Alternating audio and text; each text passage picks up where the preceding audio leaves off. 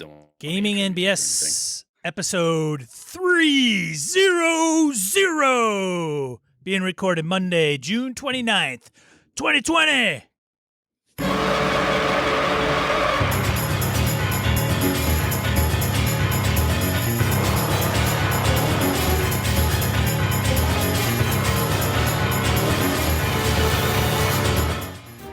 think we hit it right on the head, man. Like 1 minute after 8 o'clock Central Time.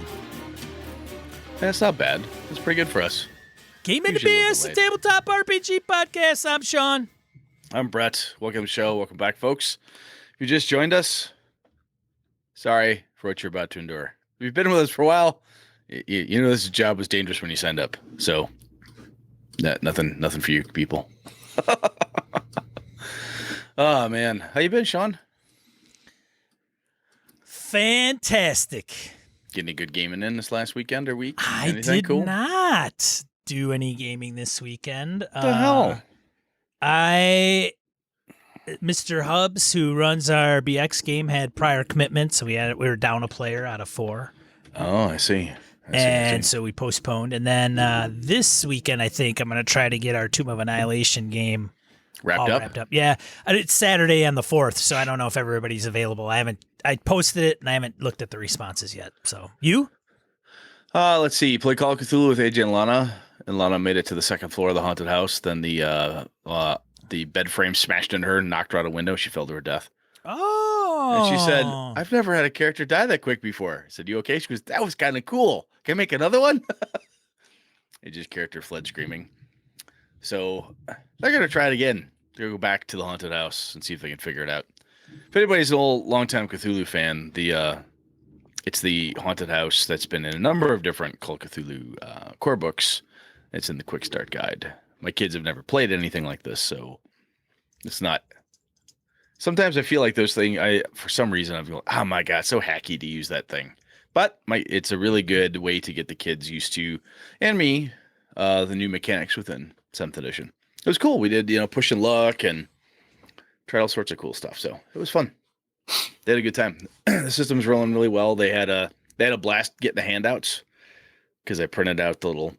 If you go to the newspaper, you could get handout 1, 2, or 3, and then they're lining them up and drawing connections and stuff. So that's pretty cool. It's very fun to watch. And let's see. Then it was Under Mountain. So that was fun. We survived. That was good. Last Tuesday, work blew up, so I didn't get a chance to run my Avalon game, which was disappointing and frustrating all at the same time. But this week, tomorrow's Avalon game should be better. So, or at least should happen. So that'll be good. Hopefully work won't blow up. So anyway, that's about it, man. No blowing up allowed at work.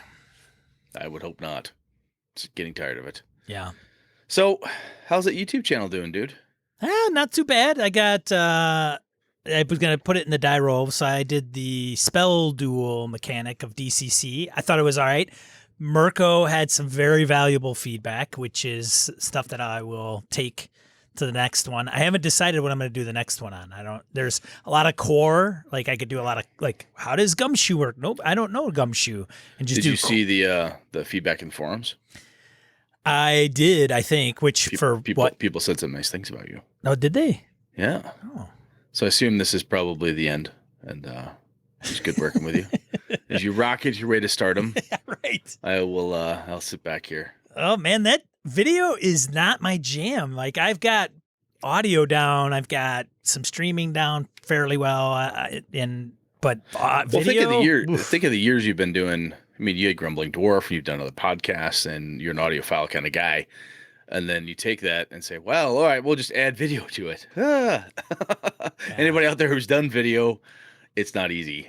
It's if you want to do it, what is the video piece? How's that come into play, right? Mm-hmm. And you might have a vision and go, oh, this would be really cool, and I'll produce it in this way.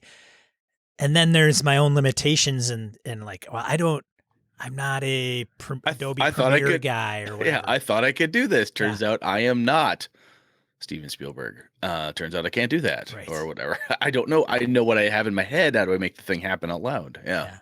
So it is definitely happening though. definitely new and refreshing. And I think I've got a new angle. It's not new. I think I just have to hone in because on the DCC video, I do a little bit of DCC commentary, like, oh, this is what Dungeon Crawl Classics kind of incorporates, or the feel and stuff, which is, probably 5 to 7 minutes too long. Like I could just nix that and get right into the spell duel and call it a day. So, yeah, I mean, just go right for the core of it. Look, if you want to know what this is about, go see Gaming BS episode.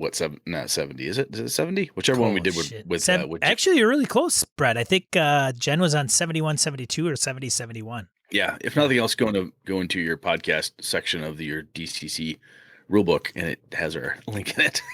Yeah, but I mean, I think that's interesting. Whereas this show, we can ramble a bit, which we are wont to do. But in that type of thing, you want to grab them, hook them, and go. And if somebody shows up like, what's this DCC thing about? It's like, hey, check these other sources out. Not getting into that here.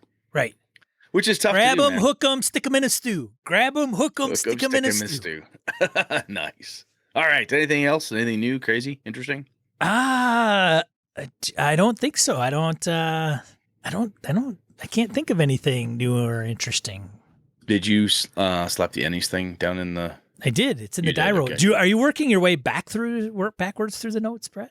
Maybe. It's been a long, weird ass day. Yeah. I hate SOX auditors.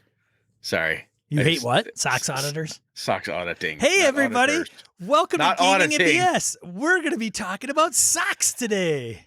Yeah. And it's not ones you put on your feet. No, this is Sarbanes-Oxley, also known as Brett Wants to Kill Himself. Yeah, it's terrible. Anyway, let's stop talking about that shit before I just get upset and start drinking. And just move on to random encounter. Let's just go. Jeez. This is Welcome to episode 300 where we really bring it to you. Yeah, this is not good. I'm failing. Random encounter, a segment of the show where we field emails, voicemails, comments from social media. We'll give Brett just a little bit of a reprieve as we have Chris Shore calling in to leave a voicemail. So here we go. Thank God, because I am fucking this up pretty hard from the beginning. I'm going to step aside and let somebody else talk. Carry on. After the show, stick around. We'll be holding auditions for Sean's new co-host. Somebody's got to know what the fuck they're doing. Carry on. Hey, Brett and Sean, it's Chris Shorb, and I realized you're probably going to be recording your 300th episode sometime soon. Congratulations to both of you for lasting this long. Really have enjoyed your podcast, and your podcast is unique amongst all my podcasts. It's the only one that's an hour or longer that I still subscribe and listen to every time it comes out. And that's a credit to you guys continuing to be funny, to be engaging, and to be talking about interesting stuff. Again, congrats on 300 episodes. And, whether you stop tomorrow or whether you continue for another 300, I'll be here. Take care, man. Bye. Oh, look at that. That's very nice. Thank you, Mr. Shorb. Yeah. Very cool. Thanks, Mr. Shorb. You can read the next one. I'm still not with it. You carry on. All right, that's fair enough. All right. Let's see. Patron Harrigan files this at the 11th hour. He writes in, Sean and Brett, 300. This is Sparta, Gaming NBS. Congrats, fellas. Serious milestone. I've really enjoyed the last few episodes. Lots of overlapping themes, kind of culminating in the GM style episode number 299, Fun Listens. I have gobs of thoughts on the subject, but I'll be brief, I promise. Point 1, a final thought on both resource management and tension. In addition to rolling the die of fate to see if bad things happen, you can also drop specific entries into random tables. Encounters, weather tables, random events, wandering monsters, whatever you're rolling on, include entries for running short on food if the party is exploring the wilderness, running short on air if the party is exploring a derelict spaceship, running short on torches and 10-foot poles if the party is delving into a dungeon, advancing the big bad's armies if the party is wasting time at any activity you don't like. This one is for tension. Advance that doomsday clock. Little custom built tables are awesome for this sort of thing, and they are easy to make. And remember, if it's random, it's not your fault. The other cool thing about a table like that is when you have that wonderful inspiration piece, like, oh yeah, this could happen in the wilderness. Oh, this could happen on a derelict spacecraft. If you put it in the chart, even if you're not really rolling on it to be random, sometimes it's just a bullet point list of shit that I think would be cool to happen. And you've got it right there because you won't hit that writer's block kind of feeling in the middle of a game. And afterwards going, oh, yeah, that's right. I wanted to have them lose air. Son of a bitch. But you're like, oh, wait, it's on the list. So it's a really good way to go. Anyway, he's not done yet. Carry on. He is not done yet. Point 2, GM style. The last episode. I'm 100% with Brett. Well, that only makes sense.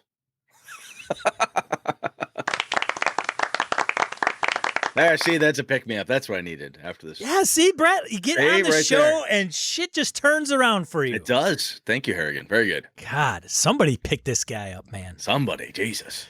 The way I describe my own preference is that I need to be able to internalize a game. I hate looking things up at the table. Breaking the flow, pausing the action, yuck. Yeah, I hear you. I think Brett does too. Amen. Amen to that. Man, indulging in vanilla Coke again and on the show is not cool. It's just, no, bad idea, dude. Lots of burps. This is why these days I prefer lighter games. They are easy to internalize. It's also one of the reasons I've come to appreciate roll under or standard test for success systems. The GM isn't setting a difficulty most of the time, so it's even more streamlined. Can't say enough good things about the Black Hack, Tiny Dungeon, and Shadow of the Demon Lord for this kind of speedy play. Where I differ with you two is that I enjoy both games where the story emerges from and is centered on the PCs, and games where the characters need to plug into a setting, where they are just part of a wider world that cares little about their pathetic lives. Both have advantages, and you don't need to play one versus the other exclusively. Absolutely right. That's all I've got. I'll crack a beer for you tonight. Again, nice work running a podcast of this quality for this long. All of us BSers will listen along happily until Sean puts himself in the hospital on his one wheel and Brett finally admits he's a card-carrying story gamer and disappears into that scene. Cheers, Harrigan. Oh, yes. That's very good. Yeah. I actually, Harrigan, I got to say, man, I reread my Black Hack. It's not hard to reread, right? But I busted through that and I'm like, there's some really, really good, fast, smooth, elegant things in this. And yeah, I'm going to give that a go. I've got to. It's one of those games like, yeah, I should run that sometime. It sits on the I should run it sometime shelf.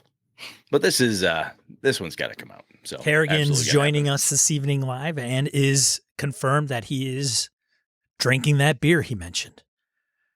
Well, I would hope so. Harrigan's no liar. He's a man of his word. Damn straight. Hey, shout out to Brazil. Hey. Hello, Brazil.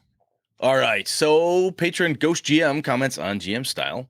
Last episode 299. I wrote the below post before I listened to the episode, so I'm leaving it here. I think that it reflects my current GMing style. Free not to mention it. Not too bad, buddy. We're doing it anyway. I'm posting this here because it comes after one of the best gaming sessions I've run, and one of my players said they've had it. One of the best gaming sessions I've run, and one of my players said that it's also the best they've had in a long time. The best part of it is it was completely narrative, even though we were using a non-narrative system, i.e. D20. To me, narrative games can happen no matter the system used, as they involve the complete engagement from the players and the GM in the story that's being told at the table. For this reason, I dare say that narrative games almost go hand in. These are the preferences that have become dear to my heart. I started with D&D 4e, so that tells you what I liked at the beginning of my short RPG career. So, on to the episode deets. The characters, so we're going to get a little background here. The characters in the eye of the storm, as Farford calls it, which is me, have to agree with him on that. Are living in Puerto Rico, definitely know what that is. Ooh, good Lord. Backgrounds are important depending on the adventure. If it's homebrew, I always use their stories in the game somehow. But if it's a pre-made adventure, I'll ask questions like, why do you bother to live there? Why would your character be here and not other places? Basically, at the point, the important thing is not the background per se, but how the PCs interact with the world, i.e. their personalities. Player narration, even GM narration, happens before the die roll that allows me or the player, if they want to narrate their success/failure, to provide an answer to what happens. I believe I believe the role should be done when it's going to change the scene in some way. This is the idea of the failing forward mechanic, at least as I understand it. Dice rolls in the open, period. Rule of cool is always allowed at my table, but only if it's appropriate. They know to use common sense. Although the systems I like to play allow for that kind of stuff. Really good episode, Ghost GM, Javan Sanders. So very cool. Very, very cool. Yeah. I think it's I like the fact that Ghost GM went through and just kind of like, hey, how do I answer these questions? What does it mean to me? Type of thing. That's pretty cool. Nice. Thank you very much for writing in. Yeah. Sean, over to you. Keep diving. Comments on GM style. Good episode, guys. So much to address. First, I am very much a different GM now in my 40s than I was in my childhood or even 10 years ago. I think I have changed in a manner similar to how Brett has changed. Has Brett changed? A little bit. Gotten older. Beard's longer and more white. I know that. I used to be overly concerned about the experience of role-playing.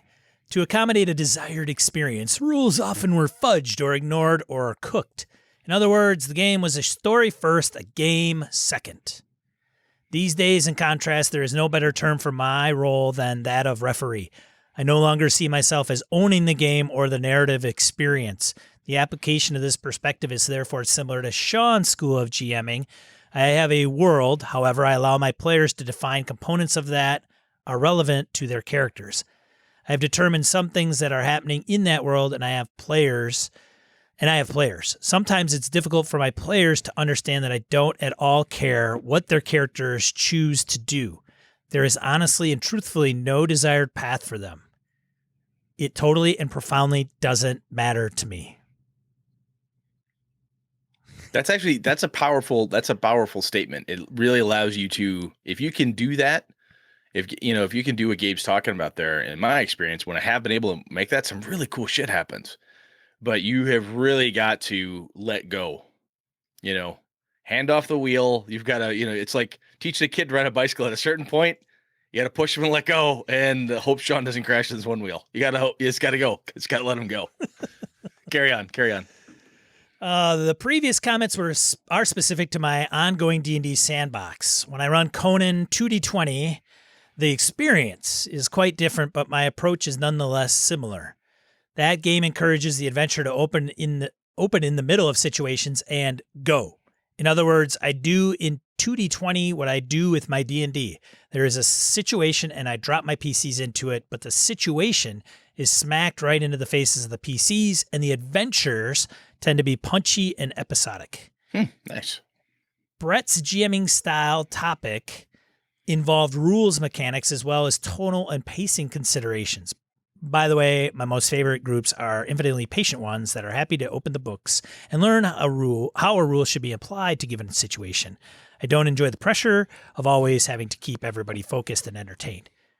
It seems that he prefers to defer to a game's more core mechanic or simply GM around a ruling. I agree in principle, but one of the reasons I prefer to run early D&D is because universal mechanics to me don't always apply to every situation. Some rules are better suited for simulating some actions than others. Early D&D is famous for a host of mini-games designed to simulate a variety of applications. Why? Well, you're certainly welcome to argue with me over it, but for me, it's because rolling a d20 plus modifier doesn't seem relevant to every possible situation. I think there's merit to that. There's totally merit to that. I mean, without pinning, Mr. Ward or Mr. Mensner or one of the old folks that helped us, one of the originators of our hobby with these rule sets, pinning them down saying, what exactly did you mean, Mr. Ward? It's hard to know. And even now, what you knew back, history is, we have 20/20 hindsight a lot of times. So sometimes there's like, I was trying to do blah, when in fact, like, hey, I had this D12, no one was using it. I just thought it'd be funky if we had a D12 chart. Sometimes that's exactly why things happen. So I like it. It's a good perspective. Keep going. This also brings up for me the starkest issue apparent in this topic. What is the more powerful force defining the game experience? Is it the GM or the rules? In Brett's case, it appears to be the GM. Brett might GM around any situation arising in nearly any game, and he will lean back on his well-defined style from years of practice. It makes me want to experience Brett running Avalon and then Call of Cthulhu, because I wonder if my overriding takeaway would be contrasting experiences between those two very different game systems, or a more powerful regard for Brett as GM. For running regard for Brett as GM, for Brett running games, for Brett running any game. No, fair. I mean, keep going. This is cool. Yeah. This is not meant to be a condemnation of Brett or me or anybody, of course. But judging from what I'm hearing, I'm guessing that Brett likes a certain game experience at a table, and he makes the game, any game, regardless of system, do precisely what he intends from the story tone and pacing he has in mind. I would have to agree with you. I think, introspectively and looking back, Sean and I have talked about this a little bit, and sometimes if you say, hey, I'm going to play in this game. Who's your game master? Sean. Oh, he's really good. Why is he really good? Oh man, his games are always, I very rarely have I heard somebody say, oh, that person's a great game master. Why? Man, she is rules as written all the time. Absolute. The way the rules. It's always, at least as explained to me, how that person is implementing the rules, however they're working with it. I hear great things about Judge Jen Brinkman of DCC. She's great. Yet had to have the opportunity to play with her. She played in one of my games, but people say, "Oh, it's great because of how she does the game." Right. So I think I like what we're hearing here. So this is kind of cool. This is neat. Keep going, man. Oh, excuse me, man. Burps. Good Lord. Hashtag burps. What's wrong with you? My own practice, I like to think our group approach is fairly collective. I'm the referee, so of course I have final say on a matter, but rarely do I have to be so autocratic. Good. If an unusual in-game situation arises, I tend to express how I intend to resolve the action, then I ask for feedback. The kind of collective game building, because these conclusions set precedents, have affected our entire system. Moreover, often my players make requests for rules changes to accommodate their emerging character concepts. Just one example, we recently decided to allow one monk PC to swap out delicate tasks and pick locks for cleric spells and the turn undead ability. Neat. I think Gabe's got Brett nailed. Well, yeah. I mean, I'm Totally. not that difficult to figure out, man. Ask my wife. It just did take her long to figure out how to crack this nut. It's not that hard. But I think I think when you start looking back at things, you say, hey, I express how do I intend to resolve the action, as Gabe says, and then ask for feedback, kind of collective game building. If somebody were to be outside, take notes as to how I ran a game and come back and say, hey, do you realize you asked 16 defining questions and said, nobody's doing that, at least that I'm aware of. No one's auditing games right now to come back and provide feedback and say, Sean, do you realize you said hell no and fuck you no 15 times in that last game? Now, most of them were geared towards Jeff, which we understand is reasonable. However, so on and so forth. I really think that if I were to look back on a lot of what Gabe is talking about that he's doing, I think I do, and I'm just doing it in my own way, perhaps, or maybe I think I am, and I'm not really. Which is, again, why it pays to think this stuff through periodically and why am I doing what I'm doing? Is it habit? Am I just game mastering over the top of everything because I can't stand the game system for some reason? Or what the hell's my deal? Or your deal in this case, Sean. Anyway, good stuff, though. Very good stuff. Thank you. Great stuff. Thank you, Gabe. Yeah, all right, Gabe. So let's see here what we got here. Patron Old School DM comments on spell components from email on episode 299. And here's the obligatory RTFM post, which is read the fucking manual. Right. You knew it was coming. In response to a listener comment on episode 299 about D&D 3.5 spell component pouches. Again, Brett and Sean don't know the 5.0 rules. It doesn't bother them not a whit. Slight smile. That's he had true. he had a couple of emojis in there, kind of Yeah, wink, smile. exactly. Yeah. For the record, the D&D rules for component pouches is dirt simple. A component pouch is a small watertight leather belt pouch that has compartments to hold all the material components and other special items you need to cast your spells, except for those components that have a specific cost as indicated in a spell's description. I think I referenced that, just wasn't quoting it verbatim, which I should have looked up. The vast majority, by count, of lower level spells do not have a component requirement or have components requirement without a cost. Here's a list of those that have cost. So it goes through. With the exception of Gentle Repose, narratively requires 1 copper for each eye. All components listed below are 10 GP or higher, so the 5e pouch is functionally identical with the 3.5 version. So yes, Brett, 5e works basically the same way. Thank you, Randy. Every single spell my players have used regularly either have no material component or would be covered by the pouch or an arcane focus. So no fuss, no muss. No special accounting for normal stuff. The few things they use once in a while, identify, do not consume the component. Honestly, it seems the costs below are all about keeping some sense of checks and balances in the game. As a DM, I don't think I'd ever waive the cost listed. It ain't broken, and it doesn't need fixing. Old school DM, Randy. I think that's fair. Absolutely fair. What I wonder then, when I read that, I go, huh, interesting. When do you have to refresh that pouch? Is it just assumed? And this is, again, I need to go back and reread the rules. It's on my stack of books to read again. But from a tracking gear perspective, you could say, okay, that's how the pouch works in 5e. Does it ever run out? I would assume yes. If you're in a desert or you're in the middle of the forest or a dungeon somewhere, how many uses does that component pouch have? And if it's a thing where you're like, look, I don't fucking care. It's just there. As long as you have it, you're good. Then it can be a treasure item. If you want, if you say, hey, things are running out, you could say, well, one of the reasons to kick the crap out of the monster wizard or the bad guy wizard is you get that person's component pouch because you may well need the bits or pieces. But I like this. As I said, we've said this before. We're going back over my 5e stuff, picking bits and pieces, going to do a complete reread again. But this was good stuff. Randy, thank you very much. This helps to speed Jared my reading. Jared and Mo say it doesn't run out. It doesn't mention anything about running out in the rules. Neat. Apparently. Yeah. So it's like a decanter of endless spell component water or something. Nah, it's kind of... Harrigan mentioned a random table. What does the pouch run out or not?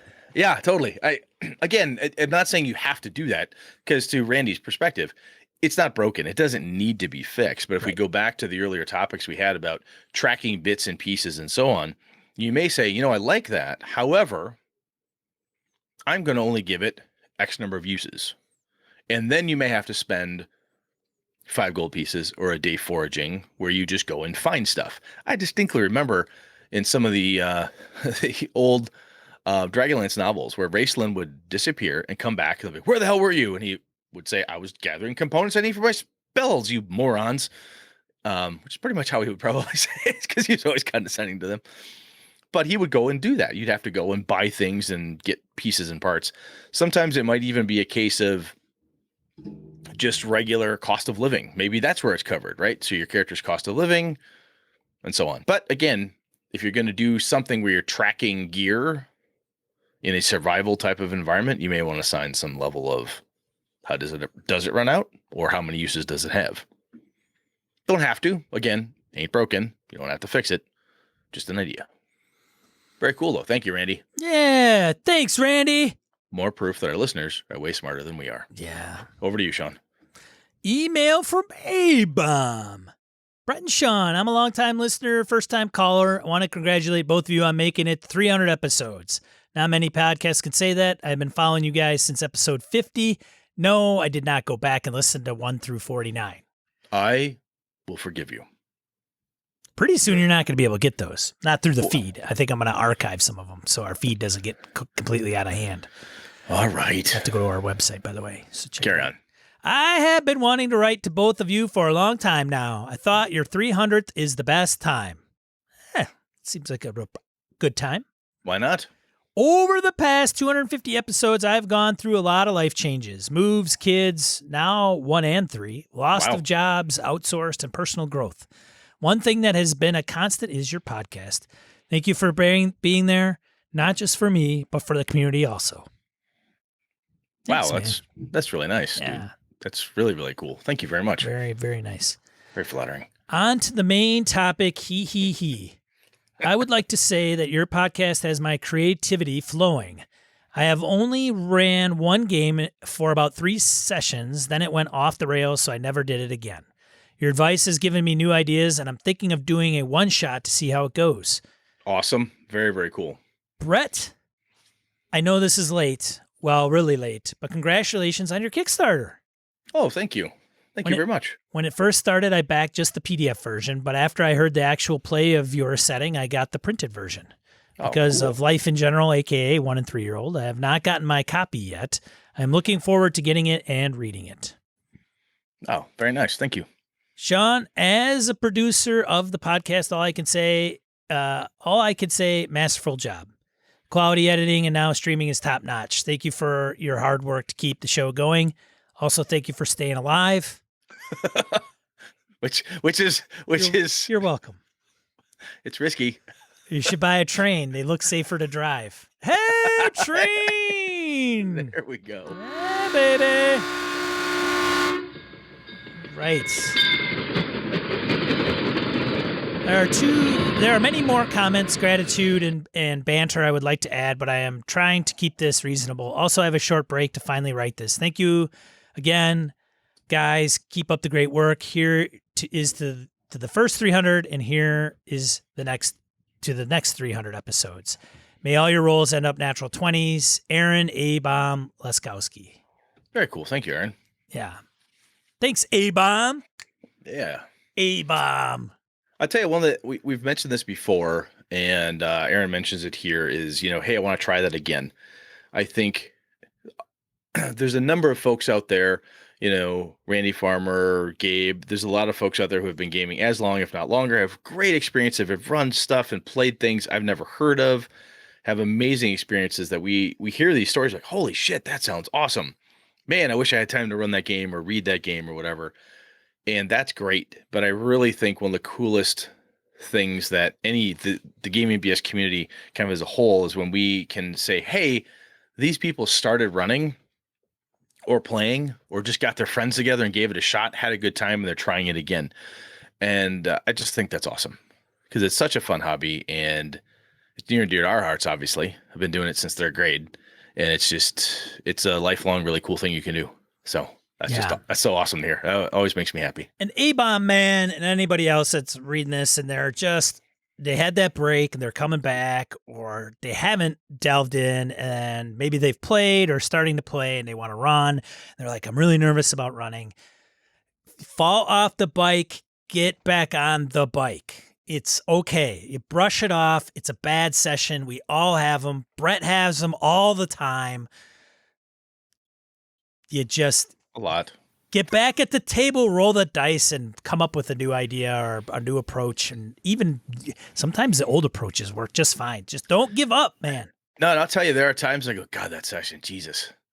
The next day, text my buddy Lenny, man, I just felt off. He goes, what do you mean? That was fucking awesome. Yeah, see? Cool, thanks. Then I get a hold of Nick, and Nick's like, what are you talking about? That was great. I'm like, man. It's like this podcast. I thought it sucked on we toast. think it sucks every episode, and everybody's like, oh, yeah, that's good. No, you're doing fine. Like, oh, okay. All right, let's go on. All right, let's get to the main topic. Thanks, everybody, for writing in this week and past weeks. We appreciate it. Let's get into the main topic.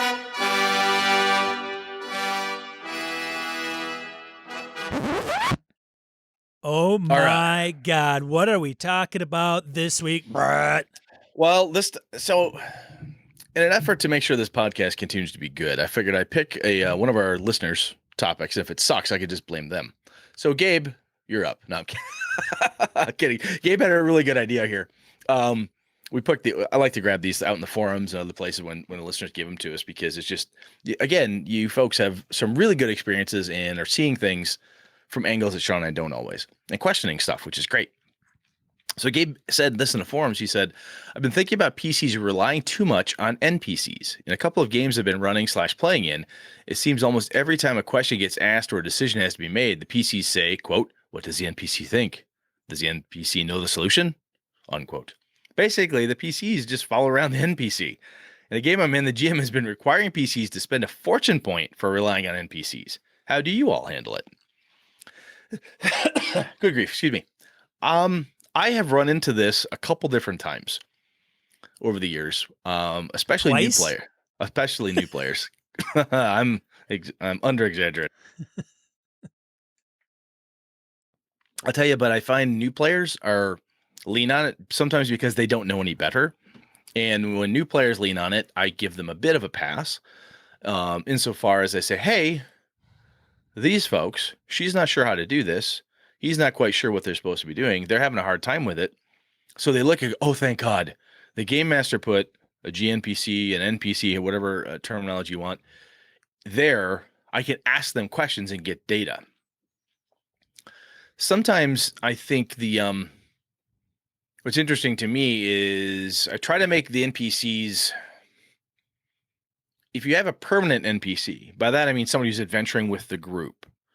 Is that the game Right. master player character, or I've heard of GM NPC? Some people, Robin Laws wants to call them GNPCs. I don't know. I've heard it thrown around. I've never grokked it, but I don't. Yeah, I don't. NPC, non-player character. We'll go with that because it's a faster acronym. But I think if you have a permanent NPC, sometimes it's even just a hireling, a henchman, the rented wizard who's with the party, the torchbearer who's hanging out with you as you go into the tomb of ultimate death. How the hell you convince that poor kid to come with you? I have no idea. But it's very common for the players because when they're stumped, to turn to the person, hey, you're from this town. Do you know anything about the story of the Witch Mountain? Do you know anything about the thing in the spaceport? You live here, don't you, kid? Or ma'am, or sir, or whatever. Boy, I'll tell you, like I say, experienced players, it kind of irritates me, frankly, where I'm like, really? Y'all don't want to... Why are you doing that? It's kind of like, are you just being... It irritates you for them to use the NPC as a... Like just as this, oh, that's the NPC. They have to know. Oh. They live here. I'm like, okay, so it's like using them as a Google. Using them as, well, they have to have the right information. So before I get into options and how I've dealt with it, Sean, do you run into this?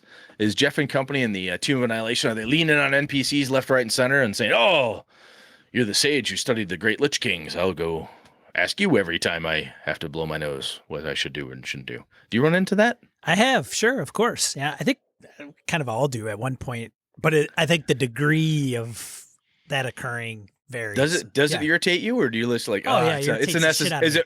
Is it a necessary evil? You think it's just kind of? I think sometimes it's okay because part of me is like, yeah, this is great because if I try to facilitate something, there is the meta game, which we all know about, and then there's their in-game piece. And I try to keep things in-game if I can. And one way to convey those things is have an NPC thrown in there to convey it for you in the game. Absolutely, because this is a first-person narrator who's telling you exactly, don't go to the town, don't go to the bar. Oh, that space captain is evil. Oh, those cowpokes hang out there.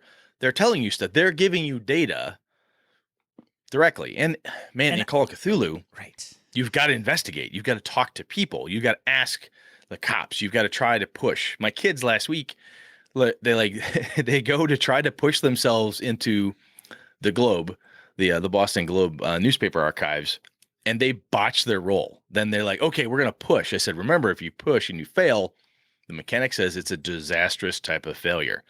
They fucked it up. I didn't say fuck it up they're my kids and they're young, but like, hey, you messed that up. So they get booted out. They're banned for life. This person refuses to talk to them anymore. And like, oh man, oh jeepers. And it's terrible. It's shocking to them because like, oh, we were getting all this good info and now it's dried up. So I think what Gabe's talking about here is having to spend fortune points or dice rolls to try to get stuff out of people, some kind of a spend. And if you jack up the spend or you screw up the spend, I should say, it costs you where they don't want to talk to you anymore. They don't want to deal with you as a character or whatever. Personally, Sean, how I deal with this is a couple different ways. And it all boils down to the NPC's personality and goals. Does the person is the person open to being liked by you, talk to you? What's their personality? Like, will they talk to you? Blah, blah, blah. And why the hell would they tell you? What's their goal? What's this going to bring about if they tell you something? So if it's in a town and somebody's just needling the bartender, eventually the bartender's like, look, I got shit to do, and walks away and goes, and serves the Twi'leks at the end of the bar because she's busy. She doesn't have time to just sit here and be grilled by you, whether you have seen this, this person, this wretched hive of scum and villainy you're hanging out in. Really? I see lots of scum and villainy every goddamn day. The Twi'leks need a drink. And you just, they walk away. The other thing I do is NPCs don't always have accurate data. So you ask somebody what happened, and my kids learned this early on, and they first level characters, they go in there and the blacksmith's son had been kidnapped, and what took them? It was demons, small demons. They had wings, and the kids look at AJ, who's played, he goes, Dad, we're first level. These can't be demons. I said, they believe they're demons. He said, oh, so it could be anything.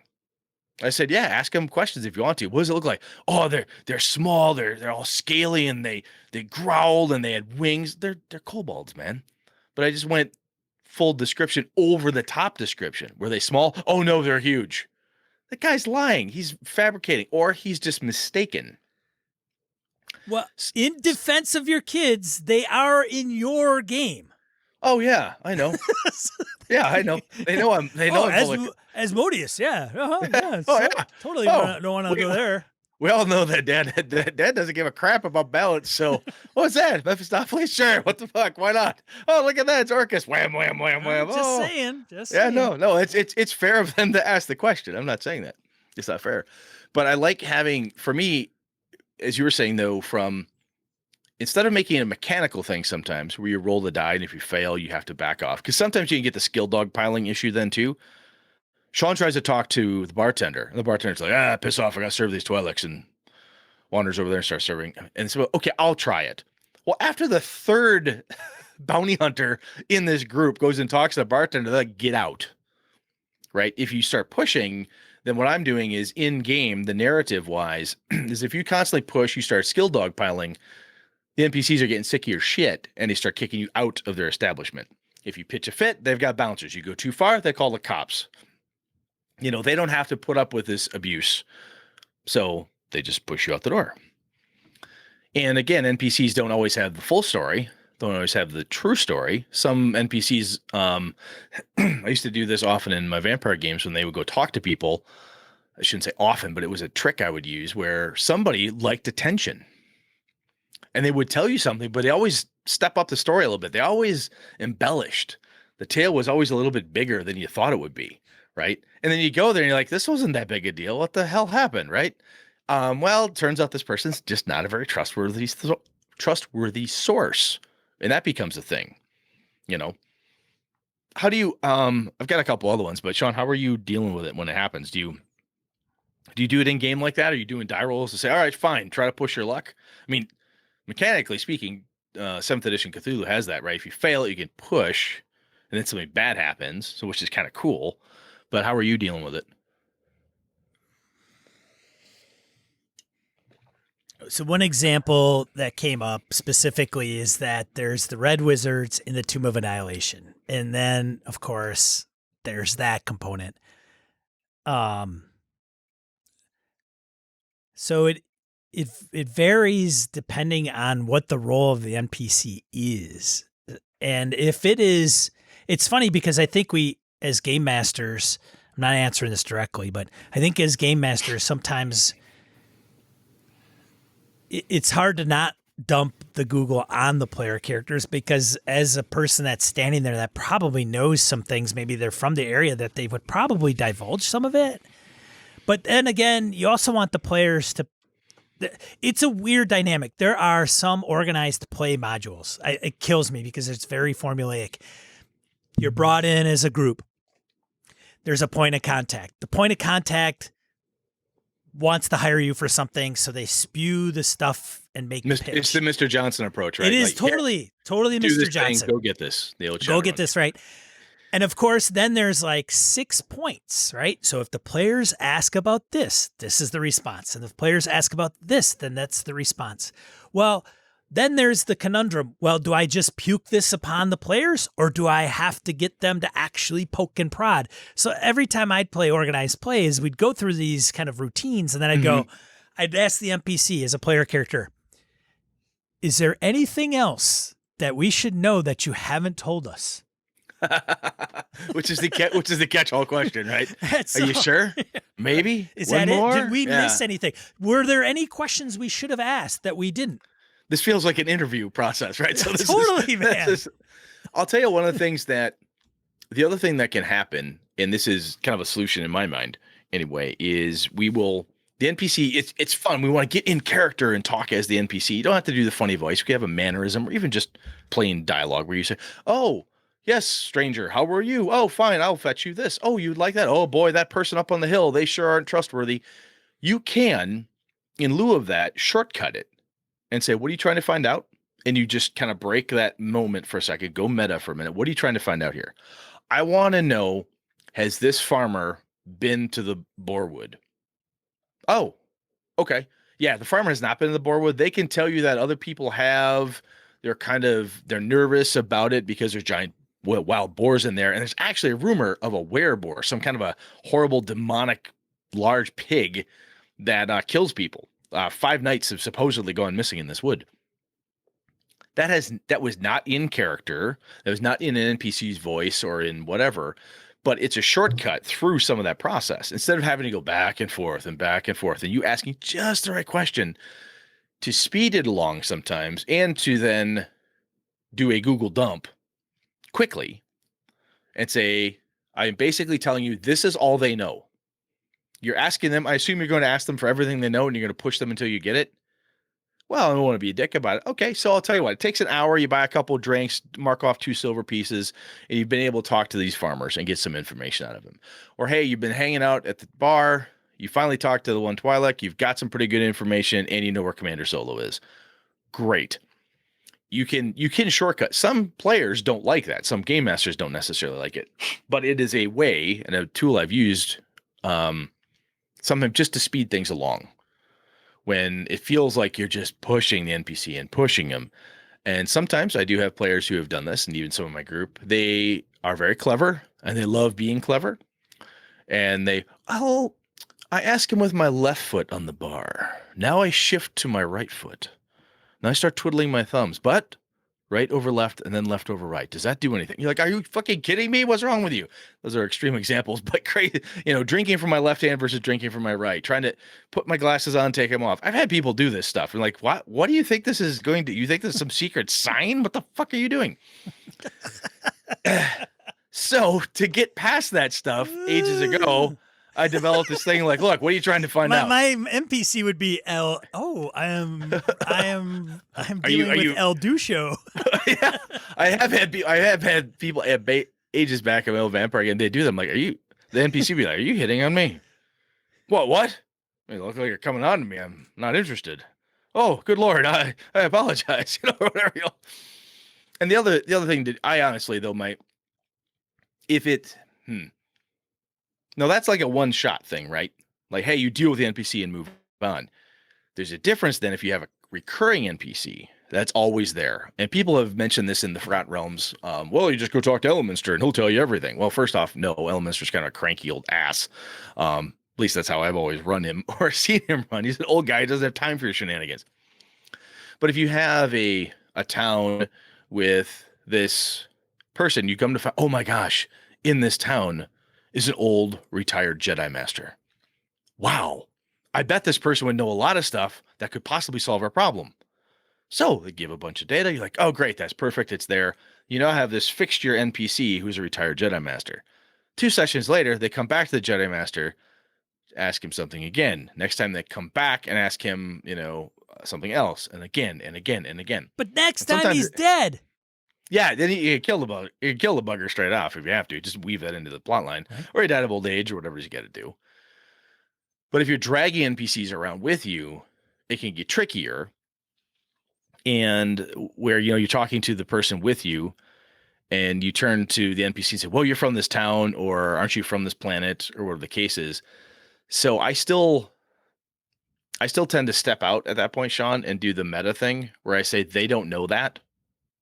You can ask him 16 ways from Sunday, but Colonel so-and-so, he may be from here, but this is the first time he's ever seen this. Oh, he's just a shock. Yeah, he's absolutely shocked as you are that this is how the bears are acting, or this is what happened here. Well, and that says a shitload right there. Like, well, I think that's a thing we've touched on. I don't know how many shows ago, but one of the things that is lost in RPGs at times is how a character may feel, and that is something that a game master needs to tread lightly upon, because you want the player to be able to dictate how their player character feels. Yeah, because if I tell you feel sad right now, like, well, do I? Why would I feel sad? Right. Is there a spell on me or something? Right, yeah, of course. Right.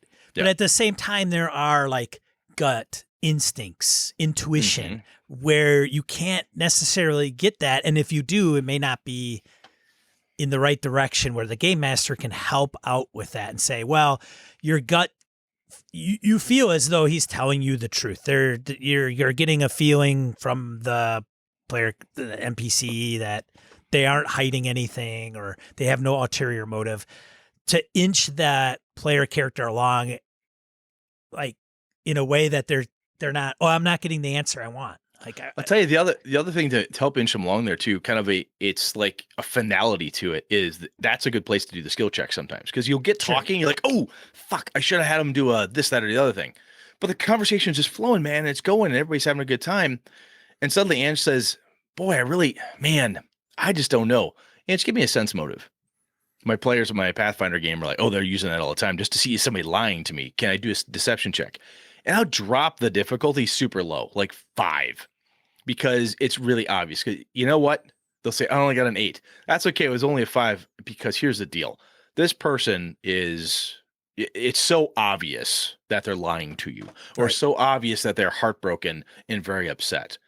And when the skill check occurs and the answer happens with a decent narration, a decent description, it's the nail in that coffin. Like, oh, that's it. There is no more to get. Because sometimes it could be, well, I get where you're saying that he's from the planet, but he's never seen it, but it doesn't make any sense, because you said he knows a lot about, all right, I'll tell you what, give me a roll. Roll your deception, roll your whatever it is, whatever your interpersonal skill is that would help you in this case. And if they roll it, if they fail it, they botch it, or they do really well, that's a level of finality that sometimes certain players and game masters too will say, see, there, that's the answer. And in those cases where sometimes that's when the dice are really, or whatever your randomizer choice is, can really be your friend. In those cases, like, look, this is the answer as you know it right now. Act upon this. Because sometimes the constant pinging back and forth to the NPC is, I don't know what to do. And they're basically asking the game master through the NPC to tell me which direction to take. Right? So, and in lieu of you going, look, take the right goddamn passage. Why are you doing this? Get on the spaceship. You're supposed to go here. Instead of doing it so overtly, the players will ask the NPC. And sometimes I have seen over the years where players don't even realize that's what they're asking, but they are asking that.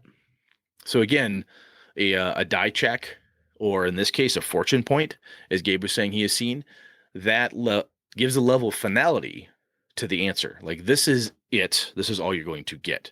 Or in Sean's case, is there any other question I should have asked during this interview? To make sure I've milked everything because of the goddamn formulaic approach to life. Does that make sense, Sean? Yeah, it does. And it's a balance. Like, you got to, when I put NPCs in there and there's information that could be conveyed to the party in a constructive manner, then great, I want to be able to do that. But they also have to, you got to make it realistic if they're going to just divulge it walking down the street. Hey, you should go talk to the wizard. Yeah. Why? Well, because I think you have questions about stuff, and that wizard would definitely be able to answer them, whatever. Like, what? So the other thing you can do is if, excuse me, I like that, because like in the Cthulhu game for my kids, they show up at the haunted house, they describe the neighborhood, and there's a guy in the neighborhood who's, he's a cigar, basically sells smokes and magazines and newspapers, right? He's the newsstand guy. So I describe him, and AJ's like, "Oh, he's in the neighborhood. I'll ask him what he's seen." Perfect. He was the only named person in the neighborhood that I gave a description of. I said, "Oh yeah, and there's a newsstand there. There's a guy. It says, sells newspapers or whatever the hell I said. I can't remember what it was." And then I said, "There's other stuff and shops and things, but that's the only thing that stands out." Just give that type of and then, "Oh, let's go look over there." I do have other players who are like, "Oh, that's where Brett wants us to go. Where's the nearest used shoe dealer?" What? Sorry, I'm gonna go talk to him. Like, bastards. And players like to do that to me too. They go look for something that doesn't exist because they just want to mess with me. But I think there's another piece. Gumshoe does this. And so far as that, if there's a main piece of information you're supposed to get, you need to get that to move on. It's like a clue coupon, and some people say, and derisively, and other people Clue coupon. say they like it. This But but the other you one clue. But neat. The other thing I found though is that sometimes if you've written the thing, you've built the thing, or you're running the adventure, like, "Oh, this is really cool data. I hope the players know this." You can tell them. You don't have to wait for them to ask just the one question. If you really think this adventure would be a lot more fun if Mr. Johnson up front told them the 3 super secret hidden points, there is no gaming place unless you're wearing one of our shirts. You can just freaking give it to them. When in the talk, if the talk is going well, no dice need to be rolled. No specific question needs to happen. Let's say it's just going on. It's just a really good chat. Next thing you know, you're doing a podcast with a dude for 6 years, and you're like, "How the hell did this happen?" But you can just have things naturally evolve and say, "You know what, this conversation is going great. Yeah, they tell you the 3 secret points because the fuck not? Why not? Let's just make this happen." And some adventures, quite frankly, the pre-generated ones I've read, sometimes like, man, I really hope they ask this question because this is really cool. And boy, this adventure is so much more fun, I think, with this thing known. I want them to have fun. I want to have fun. I want them to have a good time.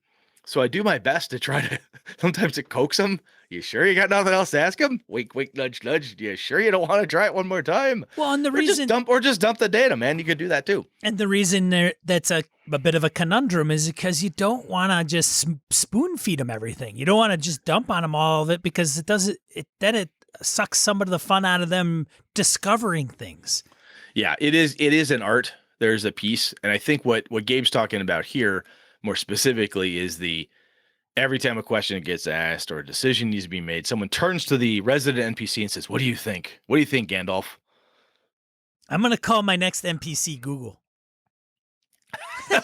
"Hey Google," or Siri, and they have to address them as "Hey Siri," That's right. or Alexa, so that way when they're in your house and they say, "Hey Alexa," yeah, that's what you should do. That would be funny. Yeah, there. Done. Done. Finished. Any players that have listened to this that are in any of my games, there you go. There you go. That's the answer. Now everybody in Mothership this Thursday is going to be like, "Hey, man." Hey Google. Yeah. I honestly though, I think that in that case, the fortune point, sometimes stepping outside into the meta level and saying, Commander so and so has seen this end of the galaxy, one side and up down and the other. Boy, he's never seen anything like this before. You can see it in his eyes. He is not kidding. That man is shocked. Okay. That's the answer. I don't need to prod him and poke him and say, "Should I fight the monster? Should we try to land on that strange planet? Do we eat this thing? What's this facehugger doing here? Oh my God."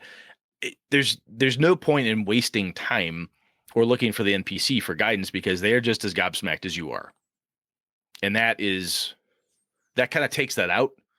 You're in the dungeon, you're in the spaceport, you're in the jungle, wherever it is you are, you look to your guide and they go, "I have no fucking clue, man. I am just as shocked as you are right now. I literally have no idea what to do. My compass has never failed me before. I don't know what to do. I've never had this happen. The goblins have never attacked us before. I don't even know what to do with this information." That type of thing, I think, for me anyway, is an in-game way to solve it. And sometimes you can also have some would say grown up, but also kind of annoying discussion sometimes, or some people call it annoying, is, "Guys, look, you've got the same thing with your group. I've gamed with my guys for over almost 25 years now." I go, "Stop fucking asking him. He's not going to tell you what to do. If you really don't know what to do, go back home and call your mom. Stop that. And Lenny be like, yeah, you're right. I'm being a jerk. That's too. Oh, just while he's here, I wanted to bug him. I know these guys. I can rib them and give them crap and tell them that they're acting like a bunch of little kids for asking permission for everything that they do from the stupid NPC. If if I haven't known you for 25 years and I don't want to insult you like that, I would be a little bit nicer and say, hey, again, this person is shocked. They really don't know what to do, or they could look at you and say, I honestly don't know. Sometimes you can also tell them. Matt Colville brought this up in a video where he said, I just flat out told the player that the person you're asking is a coward. He will follow you, but he's terrified to make his own decisions. Oh, good to know. And sometimes that type of thing also, as you travel or whatever, you can start to bring that out. This person's afraid of their own shadow. This person is terrified of something. This person won't make a decision. Every time you ask them, well, I don't know, Sean. What do you want to do? And every time, what do you think? What do you think? NPC guy. Well, I don't know. I'm not sure what to do. After a while, you stop asking Google. If he always says, I don't know, what do you want to do? It's like trying to pick 5 different people in office. Where are y'all going to go for lunch? After a while, that game is really boring, and people start making their own decisions. Sean, are there other ways that you've dealt with this? No, not necessarily. I mean, you give them the info that they want, and you answer the questions that are asked. It all depends. Again, it all depends on the motivation of the non-player character. Sometimes they just don't have the info. They're not. Yeah, they can look at It's like, so look, funny because I'll get like, what are you talking about? He doesn't have the info. He's like he lives here, And then there's just like this big freaking weird.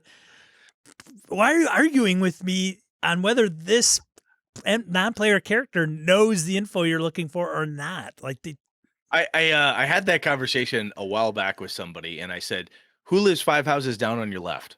By name, right? And they went, "Well," I'm like, "I'm just saying, we're playing a modern game right now in Chicago. You tell me who lives on the flat, 3 stories above you, 3rd from the elevator. Who is that?" Well, okay, I get your point. I'm like, not everybody knows everything, dude. It's just not possible. And some people don't fucking pay attention to anything. There are people I work with that still don't remember certain things. Like, how many times do you have to tell you? It happens. Right. So cool, Gabe. I don't know if that helped or not.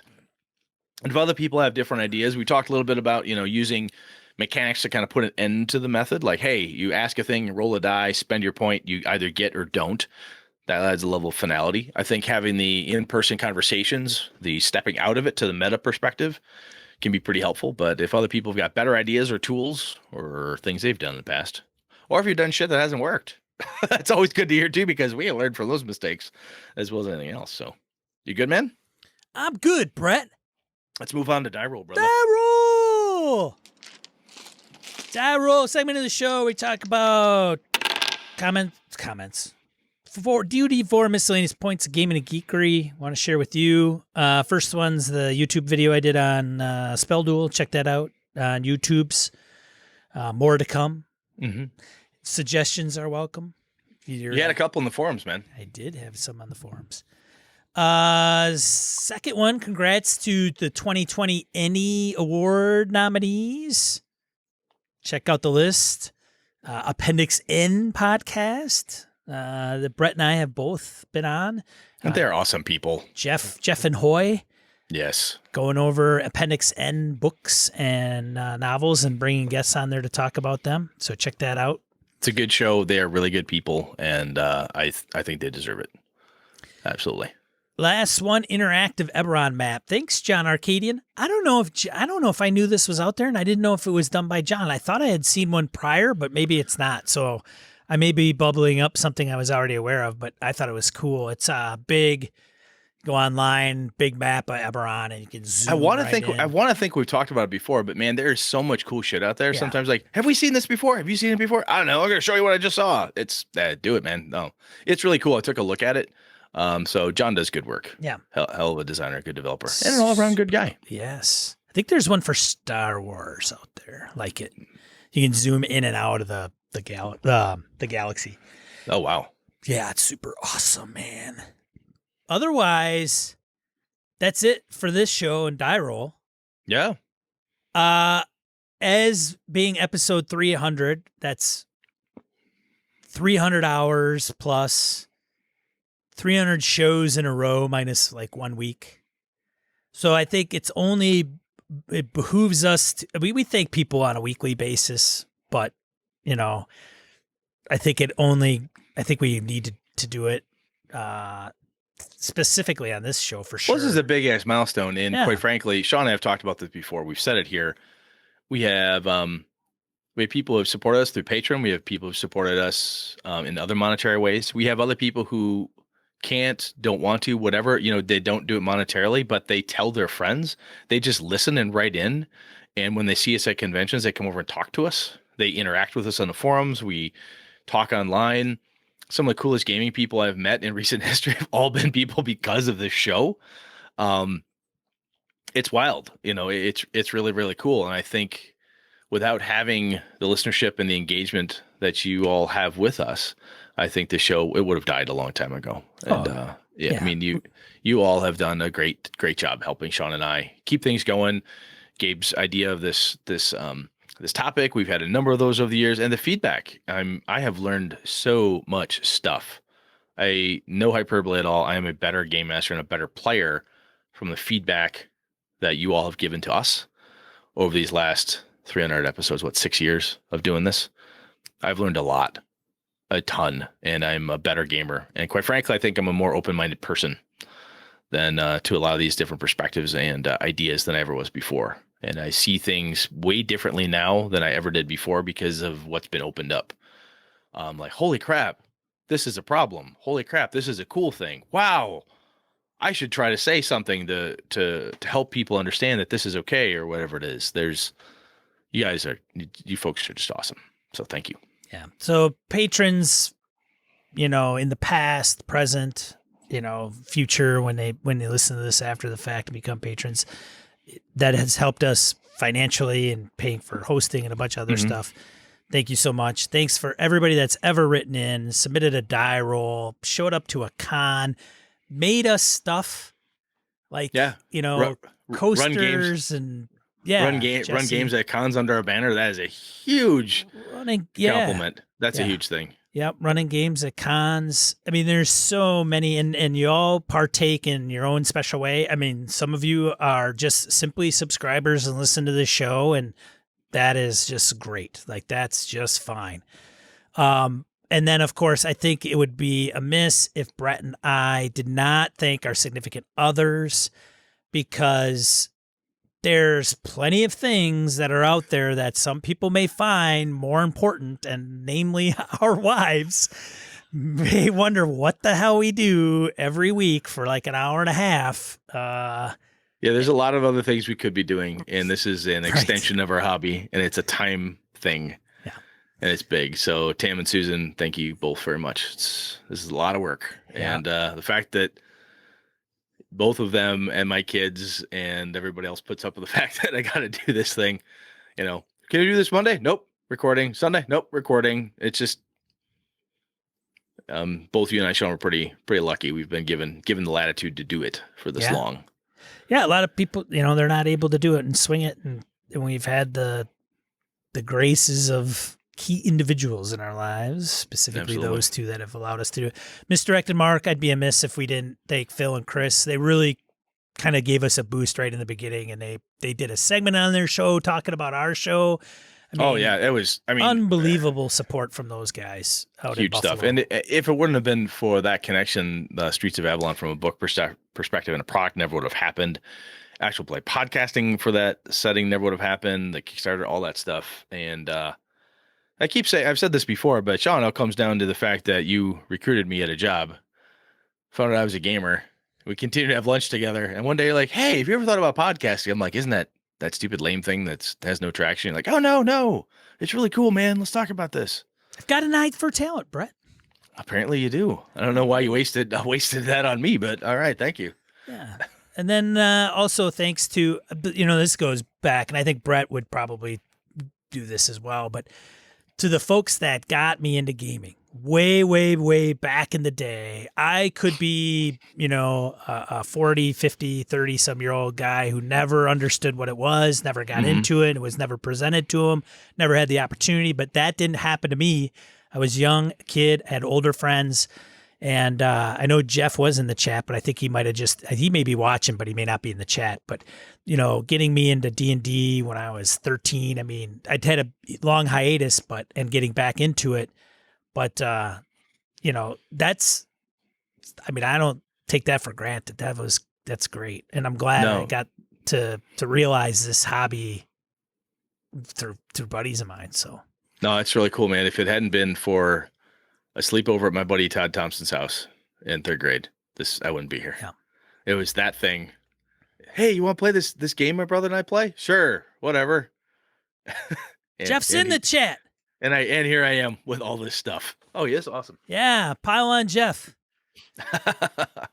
All right, man. We done? Yeah, we're gonna wrap up the audio. Okay. What are we talking about next week? Do you know, Brett? I have no idea yet. We'll figure that out. All right.